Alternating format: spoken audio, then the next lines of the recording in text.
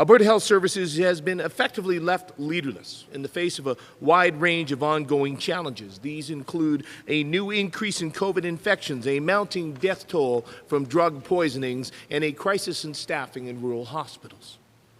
Why now, of all times, did the UCP choose to remove an experienced and respected leader?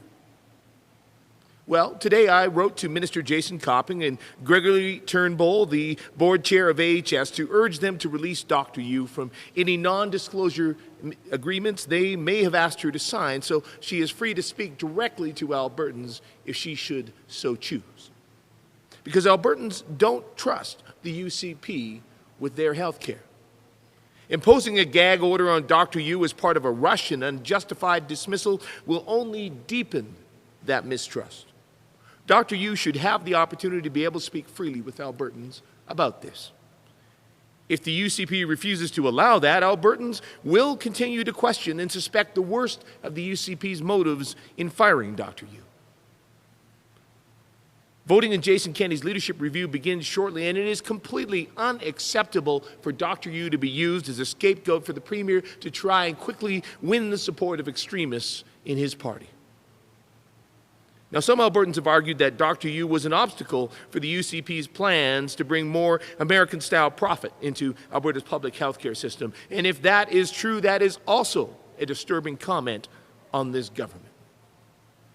As the longest-serving president of AHS and as a respected physician in our province, Dr. Yiu is an important voice in Alberta health care, and she has a unique perspective. Albertans have a right to hear her if she should choose to speak her mind.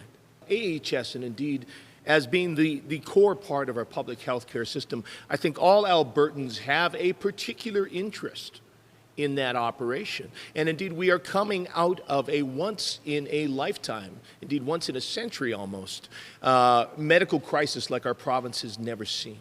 And we have seen repeatedly that this government has chosen to politicize that process, that its decisions have repeatedly been more about its political interest than it have been about the public health. They have refused to share information with Albertans and been incredibly secretive on many fronts. So I think Albertans have an interest in seeing Dr. Yiu be able to share and speak freely